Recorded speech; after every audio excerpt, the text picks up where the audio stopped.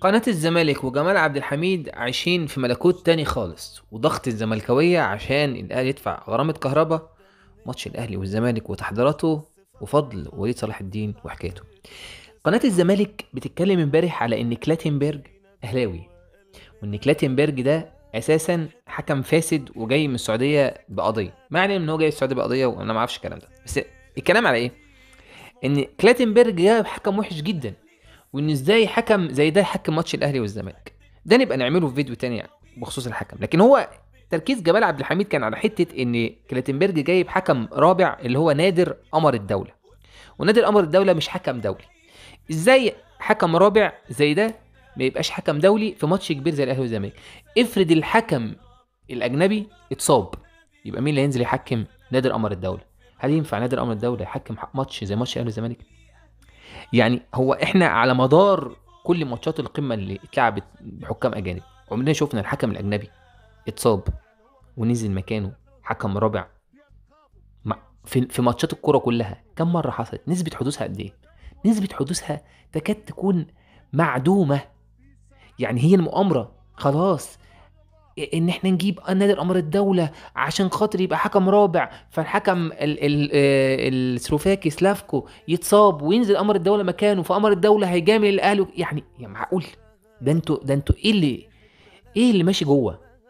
يعني ايه اللي خدتوه خلاكوا توصلوا واكلين ايه؟ يعني متغدين ايه اليوم دوت عشان توصل لكم الفكره الجهنميه دي ان نادر امر الدوله هو اللي هينزل يحكم ماتش الاهلي والزمالك بعد ما سلافكو يتصاب؟ يا سلام، يا سلام، ايه ده؟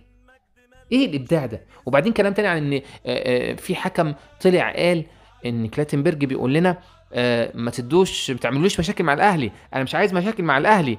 لما يجي لك حبه لعيبه يعترضوا عليك، يبقى نقي الحكم اللعيب اللي ما عندوش انذار، وابقى اديله وهو انذار، لكن ما تديش لعيب عنده انذار. قصدهم يعني على زي الحركه بتاعت محمود متولي، ان الحكم اللي هو اصلا من الاسماعيليه، اللي هو وليد عبد الرازق، اللي هو او عبد الرزاق، وليد عبد الرازق، حكم اصلا ماتش مش حلو اساسا، بس ما علينا.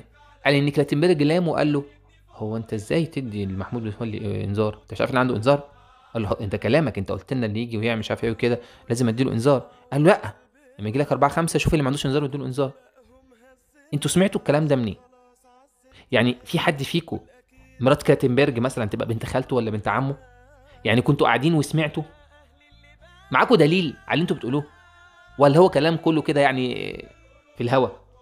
طبعا كله في الهوا، لان دي العقليه. لما يبقى معاكم دليل ومعاكم تسجيل ان الراجل قال كده، يبقوا اتكلموا ساعتها. ومع ذلك لو افترضنا ان الراجل قال كده، مش على ما تعملوش مشاكل مع الاهلي، على حكايه لما يتجمع عليك 4 ادي انذار للي مش عارف، هو يمكن قصده يعني لما الاربعه يكونوا بيتكلموا، لكن ما قالكش لما لعيب يعتدي عليك، لعيب يشتمك ما تدلوش انذار ولا ما تدلوش طرد. ومحمود متولي لا اعتدى ولا شتم، ده هو لسه رايح يتكلم، وحمد فتحي اللي بيتكلم راح هو بيديله الانذار. يعني النيه مبيته. ما علينا. نخش بقى بعد كده على حكايه غرامه كهرباء. كل الاستوديوهات بما فيهم الاهلاويه، تخيل يقول لك ايه؟ لا ده كده بقى الاهلي يدفع غرامه كهرباء، لا ده كده بقى الاهلي يدفع غرامه كهرباء، ده كهرباء حلو اهو. الزملكاويه عايزين الاهلي يدفع غرامه كهرباء عشان يستفادوا يبقوا خدوا الفلوس، والاهلاويه ساذجين قوي ماشيين وراهم. لا طب ما كنا دفعنا غرامه كهرباء واحسن ما نجيب صفقات، ده كهرباء نزل جاب لنا جون ولا عمل هو الاهلي يدفع غرامه كهرباء؟ انتوا عندكم عقل؟ مش دعوه بالزملكاويه، الزملكاويه عارفين عندهم ايه. انتوا عندكم عقل كاهلاويه؟ الاهلي يدفع غرامه كهرباء ازاي؟ الاهلي يتسائل فيها قانونيا، ما ينفعش الاهلي يدفع غرامه كهرباء. هتقولوا احنا ما نقصدش كده، احنا نقصد يعني ان هو يدفعها من الباطن ويديله اللي مش عارف ايه وكده. مالكوش فيه، انتوا كاهلاويه مالكوش فيه. سيب الموضوع يمشي زي ما هو متخطط له. انت ايش عرفك ان هو دفع الغرامه في التوقيت دوت هيبقى مفيد ولا مضر؟ ما انا كده بدي فريق منافس ليا قبلة الحياه اديله 80 مليون جنيه مثلا، اقول له خد اعمل صفقات. يعني لا، انا بمطوح في الموضوع لحد ما ادفع مثلا الفلوس، يكون مثلا فتره القيد خلصت، فما يقدرش يستفاد الا غير على الموسم اللي جاي. يمكن اللعيب يقسط بدل ما يدفعهم كلهم كاش ويتضلع. يعني في حوار. انت حاشر نفسك ما بين الاهلي وكهربا ليه؟ ما تسيب الاهلي وكهربا يصطفلوا مع بعضيهم يا عم. وبعدين كهربا دلوقتي خلاص بقى عليه سكر، كهربا دلوقتي بقى هو المنقذ، مكان كهربا موجود وعادي يعني. فبلاش سذاجه من الاهلاويه. اما الزملكاويه مالكوش ده، وانتوا مالكم؟ ايه اللي الاهلي يدفع؟ الاهلي ما يدفعش، والاهلي يدفع ليه واحنا عبط؟ نقول هندفع، الاهلي هيدفع عشان خاطر ايه؟ يتعمل ضدنا اهدار مال عام ان احنا دفعنا غرامه لعيب، واحنا ندفع له ليه؟ هو اللي عليه الغرامه. تتجاب بقى ازاي؟ مالكوش فيه انتوا كزملكاويه، ليكوا فلوسكم خلاص، ليكوا فلوسكم تاخدوها بقى لما الفيفا يقول لكم ايه خدوها. لكن مدحت عبد الهادي بقى على كله حتى الاهلاويه اللي طلعوا، كل واحد زملكاوي او اهلاوي يطلع. بمناسبه برضو خالد الغندور لما كان بيقول لك كهربا هارب وعصام الحضري هارب وبس ما بيقولوش على ده. هو انا عايز اقول لك حاجه خالد، انت لو عاوز تكلم كلم الزملكاويه اصحابك، مفيش واحد زملكاوي اغلبهم يعني غير اللي بيطلع على قناتكم طلع وقال انا مش فرحان عشان كله. ميدو طلع قال لك انا فرحان وسعيد ان كهربا لعب. مدحت عبد الهادي انا فرحان وسعيد ان كهربا لعب. اي واحد زملكاوي يطلع انا فرحان وسعيد ان كهربا لعب. كله بيقول كده. طب ما تلوم الزملكاويه بتوعك اللي بيقولوا احنا فرحانين ان اللعيب الهارب اللي انت بتسميه هارب وهم زملكاويه وهربان من الزمالك بيقولوا لا احنا سعداء. ليه؟ لان في احساس ان اللعيب ده فعلا مظلوم، ان اللعيب ده عقده اتوثق بعد الفتره القانونيه، ان اللعيب ده اساسا المقارنه بينه وبين عصام الحضري ما تصحش. عصام هرب من الاهلي مباشره وراح على سيون. كهربا انت اصلا كان في بينك وبينه مشاكل قبلها، وفي بينك وبينه حوارات قبلها. راح بقى البرتغال، كوبري مش كوبري مش قصتي. بس الحضري بدون سابق انذار كده متجدد عقده وراح هوبا طار. لكن انت فين بينك وبين كهربا اصلا مشاكل؟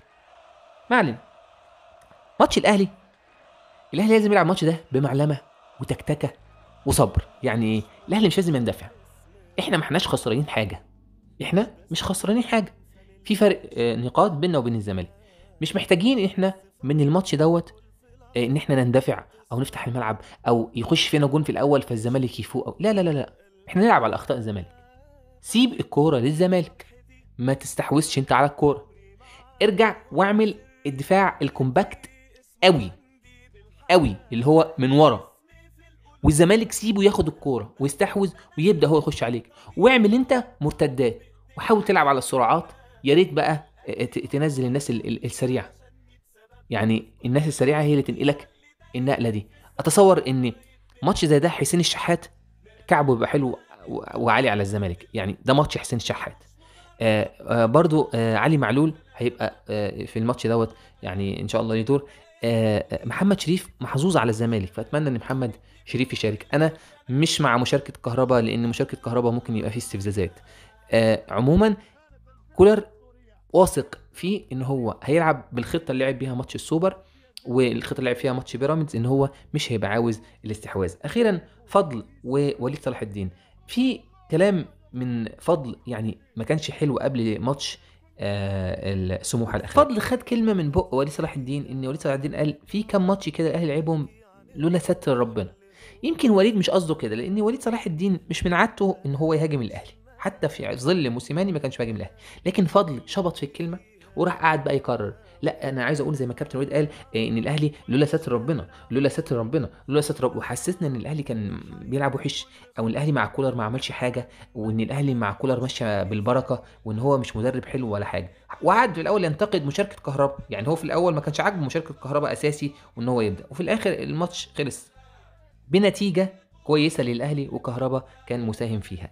ف انا وليد صلاح الدين تاريخه مع موسيماني كويس، ما كانش بينتقده وكان بيشكر فيه، وتاريخه مع الاهلي كويس، ممكن يقول على حاجات غلط بس عشان تتصحح. لكن فضل تاريخه مش حلو ابدا مع الاهلي.